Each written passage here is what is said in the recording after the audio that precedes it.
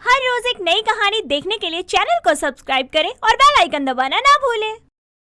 साधना, जो कि 42 साल की उम्र में भी कंवारी थी, वो अपनी बहन सुलोचना के साथ उसके घर में ही रहती थी, क्योंकि साधना की मां के देहांत के बाद उसके पास अपना कहने के लिए अपनी एक बहन ही बची थी।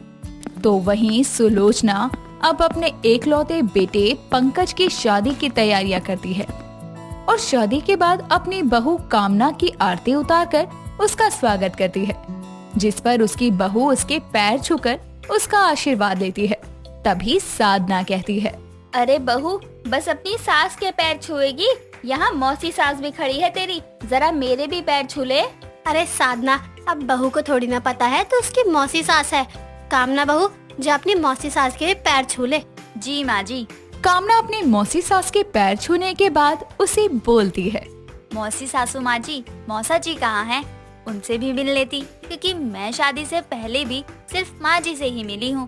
पंकज जी ने भी अपने रिश्तेदारों के बारे में कभी नहीं बताया। और आपके बच्चे कहाँ हैं? बहू, तेरी मौसी सास की अभी शादी नहीं हुई है, कुंवारी है ये। इसके पीछे का कारण तुझे समय रहते पता चल जाएगा। अभी चल अंदर आजा। जिसके बाद कुछ रस्में करके कामना और पंकज को उनके कमरे में आराम करने भेज दिया जाता है। जहां पहुंचते ही कामना अपने सर से पल्लू हटाकर पंकज को कहती है, मिस्टर पंकज, ये क्या है? तुमने पहले तो मुझे अपनी कुंवारी मौसी के बारे में क्यों नहीं बताया? बताना क्या, मासी पहले गांव में रहती थी, लेकिन नानी की डेथ के बाद वहाँ कोई अपना रहा ही नहीं, इसीलिए अब वो हमारे साथ ही रहती है। और वो इस घर में तुम्हारा और मेरा रिश्ता जुड़ने के बाद आई थी, इसीलिए तुमको कुछ नहीं पता। अच्छा, लेकिन इन्होंने शादी क्यों नहीं की? पहले मासी का कोई लड़का पसंद नहीं आता था, बाद में पता चला जिनको ये पसंद करती थी उन्होंने इनको शादी के वादे करके छोड़ दिया। इसीलिए इन्होंने सोच लिया कि ये शादी नहीं करेंगी और इसीलिए अब तक ये कुंवारी है। घर वालों ने बहुत समझाया, लेकिन इन्होंने शादी के लिए हाँ ही नहीं की। अच्छा, और अब बिना शादी के ही मेरी कुंवारी मौसी सास बनकर बैठी हैं। यार, तुम पहले ही दिन मासी के ऊपर पंचायत लेकर बैठ गई। आज हमारी शादी की फर्स्ट नाइट है, उसको तो स्पॉइल मत करो। कामना भी आगे अपनी मौसी सास के बारे में बात न करके अपनी शादी की पहली रात को एंजॉय करती है। अगले दिन सुबह सुबह सभी नाश्ते की टेबल पर बैठे नई बहू के हाथ के खाने का इंतजार कर रहे थे। कुछ देर में कामना सबके लिए नाश्ता और मीठे में हलवा बना कर लाती है। सुलोचना तो बहू के हाथ का खाना और मीठा खाकर उसको नेक देते हुए कहती है, अरे वाह बहू, तूने तो अपनी पहली रसोई से मेरा दिल ही जीत लिया। ये ले नेक मेरी तरफ से। और हाँ, ऐसे ही जायके से घर की रसोई को महकाते रहियो। हाँ, सही कहा माँ ने। क्या आप दोनों खामखा झूठी तारीफ कर रहे हो? सुन बहू, मुझे झूठ बोलने की आदत नहीं है। देख, तेरे बनाए हलवे में मीठा कम था और सूजी भी कच्ची थी। साथ ही पराठे जो तूने बनाए थे उसमें नमक ज्यादा था। सब्जी भी ठीक ठीक ही थी, इसलिए ये ले पैसे। मैं तो तुझे ज्यादा नेक देने वाली थी, लेकिन तेरी रसोई में ज्यादा स्वाद ना पाकर मैंने अब इतना ही देना है। ठीक है मासी सासू माँ जी। इतना बोलकर कामना अपनी आंखों में आंसू भरकर रसोई में वापस चली जाती है। ये देखकर सुलोचना अपनी बहन से कहती है, क्या है साधना, तूने बहू के दिल को दुखाया? अरे इतना अच्छा खाना बनाया है उसने और तूने उसमें भी कमी निकाल दी। जीजी, आप दोनों ने तारीफ कर तो दी, अब मैं भी कर देती तो नई बहू सर पर चढ़कर नाचती। आपको भी ना सास बनना नहीं आता, बहुओं को कंट्रोल में रखना चाहिए ताकि आगे चलकर वो सास को अपने तेवर ना दिखाए। मासी जी, कामना ऐसी नहीं है, वो माँ की बहुत इज्जत करती है और कभी भी उनको ऐसे तेवर नहीं दिखाएगी। इतना कहकर पंकज भी वहाँ से उठकर चला जाता है। अब समय गुजरता है। सुलोचना जहाँ कामना से सास जैसा नहीं माँ जैसा व्यवहार करती, तो वहीं साधना उस पर रौब दिखाती। ऐसे ही एक शाम चाय देरी से मिलने की वजह से साधना घर में आई सुलोचना की पड़ोसन कमला के सामने ही कामना से कहती है, अरे बहू, तुझे कितनी देर पहले बोला था मैंने चाय लाने को, लेकिन शायद तेरे कानों में जू नहीं रेंगती है। अरे हद है, तुझे एक बात समझ में क्यों नहीं आती? मासी सासू माँ जी, वो मैं खाने की ना तैयारी कर रही थी, तो दोनों गैस पर सब्जी और चावल चढ़े हैं, इसलिए देर हो गई। अरे कोई बात नहीं बहू, तेरी ये मासी सास तो ऐसे ही सर पर चढ़ी रहती है। नहीं कमला बहन, मेरे घर की बहू को बिगाड़ने की जरूरत नहीं है। और बहू, तुम जाओ, अब कुछ खाने के लिए भी लेकर आओ। अब क्या खाली चाय पियेंगे हम? जी मासी सासू माँ जी। कामना रोते हुए वहाँ से चली जाती है और ये देखकर कमला कहती है, खुद की बहू नहीं है तब इतना रोब दिखा रही है सास होने का। अरे कुंवारी मासी सास बनकर बैठी है, बताओ बेचारी को रुला दिया। कुछ कहा क्या आपने कमला बहन जी? नहीं नहीं, चलिए चाय पिए अब। ये सारा तमाशा सुलोचना देख रही थी, जो अपनी बहू के पास रसोई में जाकर उससे कहती है, बहू मुझे माफ कर दे, मेरी बहन की वजह से तुझे कितना कुछ सहना पड़ रहा है। उसने खुद तो शादी नहीं की, लेकिन फिर भी वो तुझ पर सास होने का रौब झाड़ती है। इसका बुरा लगता होगा तुझे। तो अपनी कुंवारी मौसी सास से नफरत करती होगी ना? नहीं माँ जी, मैं ठीक हूँ। बस मासी सास मुझे सबके सामने सुना देती है ना, इसका बुरा लगता है। लेकिन मैं उनकी बातों को दिल से नहीं लगाती। बहुत समझदार है मेरी बहू, मुझे खुशी है पंकज ने तुझे मेरी बहू के रूप में चुना। इतना बोलकर सुलोचना अपनी बहू को थोड़ा हौसला देकर वहाँ से चली जाती है। अब समय गुजरता है। समय के साथ साधना का ये सास ना होकर भी सास वाला रौब दिखाना बढ़ता जा रहा था, जिसके चलते वो कामना को बहुत रोका टोका करती।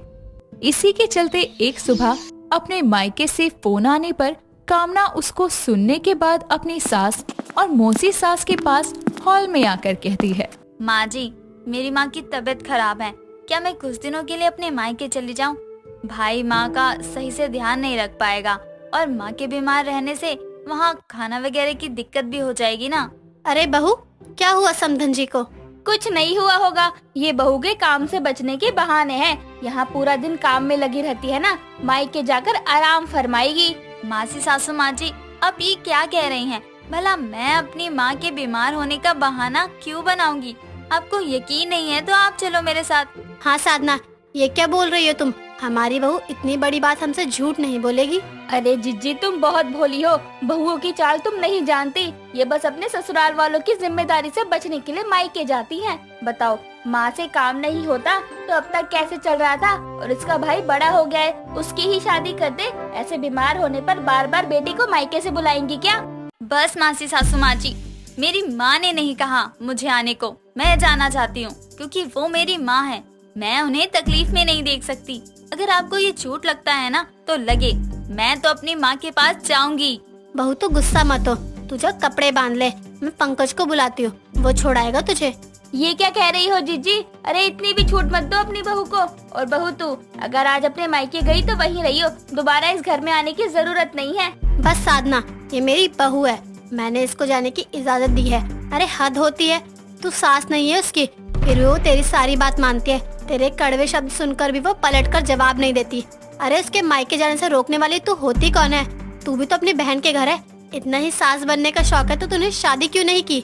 कुंवारी मौसी सास बनकर तूने मेरी बहू का जीना हराम किया हुआ है।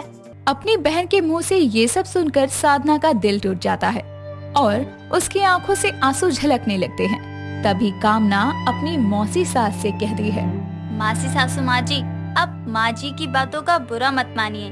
उन्होंने बस गुस्से में ये कह दिया। अब मना कर रही है ना तो मैं नहीं जाऊंगी अपने मायके। कामना के शब्द सुनकर साधना को समझ आता है कि वो अब तक क्या गलत कर रही थी। जिस मौसी सास की आंखों में थोड़े से आंसू आने पर कामना ने अपनी माँ के घर जाने से मना कर दिया, उस मौसी सास ने उसे अब तक कितना रुलाया था। ये देखकर साधना कामना से माफी मांगती है और उसके साथ खुद उसकी माँ से मिलने मायके जाती है। शुमोना पढ़ी लिखी सर्वगुण संपन्न लड़की थी, पर उसमें एक ही कमी थी, उसके होठ जरूरत से ज्यादा ही बड़े थे, जिसकी वजह से लोग उसका बहुत मजाक बनाते थे। बड़ी ही मुश्किल से उसकी शादी हर्षित नाम के एक लड़के से होती है। उसकी सास तेजस्विनी अपनी बहू से दिन रात कोल्हू के बैल की तरह घर का सारा काम करवाती थी। एक दिन सुमोना घर का काम कर रही होती है, तभी दीवार से सफेदी की एक बड़ी सी पपड़ी गिर जाती है। वो अपनी सास के पास जाती है और कहती है, माँ जी देखिए ना, घर की सारी सफेदी झड़ रही है, सब पुराना पुराना सा लगता है।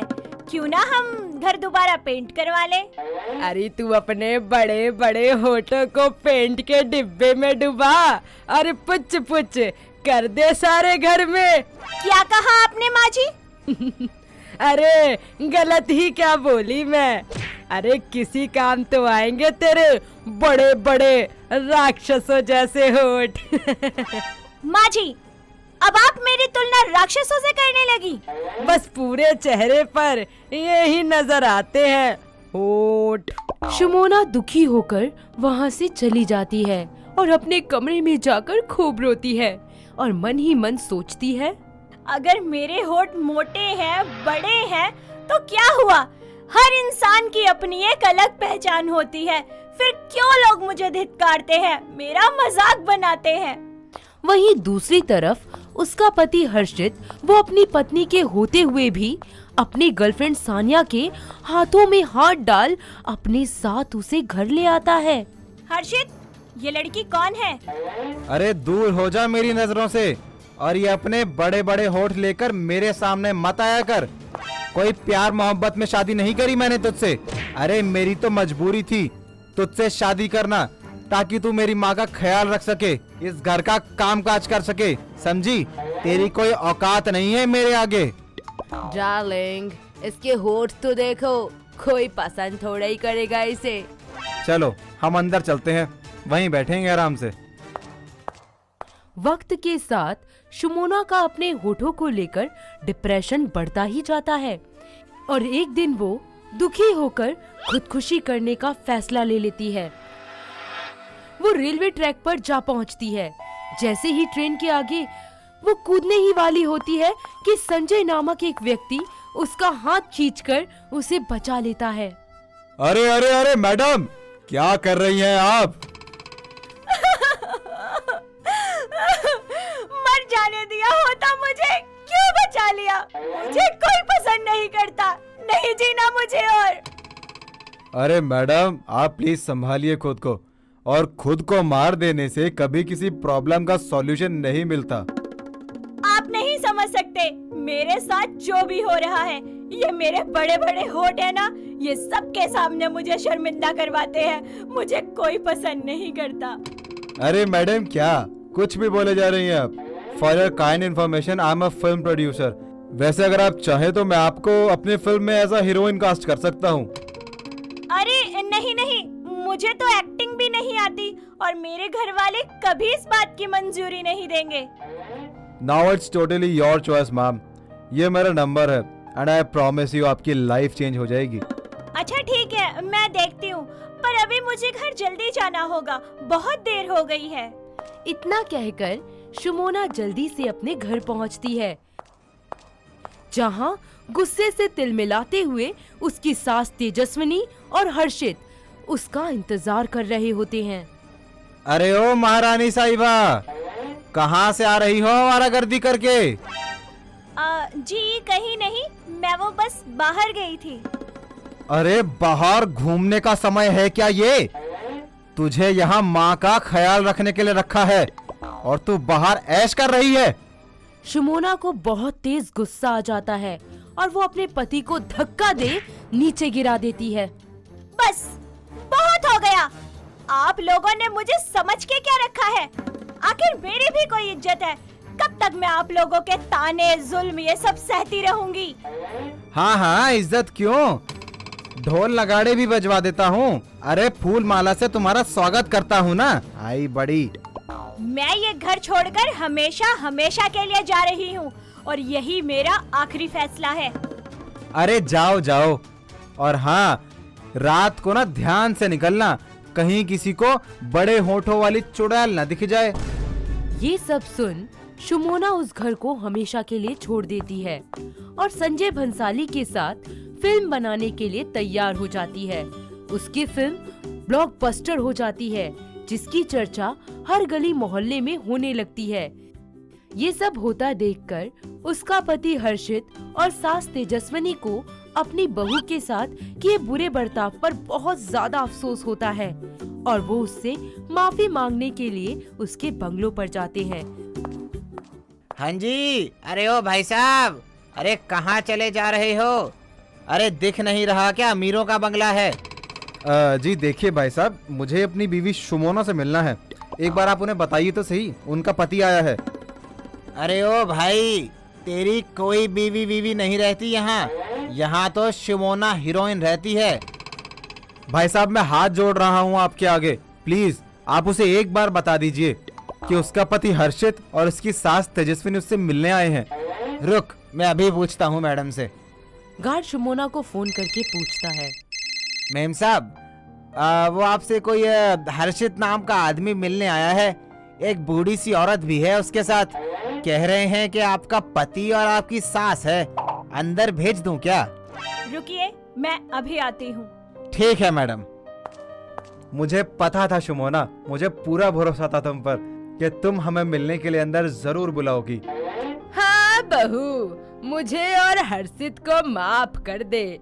हमने आज तक तेरा और तेरे बड़े बड़े होठों का बहुत मजाक बनाया और तुझ पे अत्याचार किया। माफ कर दे बहू। क्या कहा? माफ कर दूं? माफी तो मैं आपको कभी नहीं दूंगी। अच्छे से जान लीजिए आप दोनों। और हाँ, ये रहे डिवोर्स पेपर, मैंने साइन कर दिए हैं, तुम भी कर देना। नहीं नहीं शुमोना, तुम मुझे ऐसे नहीं छोड़ सकती शुमोना। आप अपनी पत्नी के होते हुए गर्लफ्रेंड को सरेआम घर पर ला सकते हैं, तो मैं आपको डिवोर्स नहीं दे सकती। आज जब मेरे पास नाम है, शोहरत है, पैसा है, सब कुछ है, तो आपको मेरी याद आ गई कि मैं आपकी बहू हूँ, आपकी पत्नी हूँ। अरे बेटा, माफ कर दे और घर चल वापस। कभी नहीं। और आप लोग शराफत से यहाँ से चले जाइए, वरना धक्के देकर निकलवाना भी आता है मुझे। आप जैसे लोगों के लिए टाइम नहीं है मेरे पास। ऐसे ही हर्षित और उसकी माँ तेजस्विनी पछतावे की आग में जलती रहती हैं। जिन बड़े होठों के चलते सभी लोग शुमोना का मजाक बनाते थे, आज वही होठ उसकी तरक्की की सबसे बड़ी वजह बन जाते हैं। जो लोग उसका मजाक बनाते थे, अब वो उसके फैन बन गए थे। तो दोस्तों, देखा आपने, कभी हमारी बुरी चीजें भी काम आ जाती हैं, जो हमें तरक्की दिलवा देती हैं। क्या आपके साथ भी ऐसे इंसिडेंट हुए हैं? अगर हाँ, तो हमें कमेंट्स करके जरूर बताइएगा। दोस्तों, अगर आपको ये कहानी पसंद आई तो इसे लाइक करें, शेयर करें और कमेंट करके बताएं कि कहानी में आपको सबसे अच्छा क्या लगा।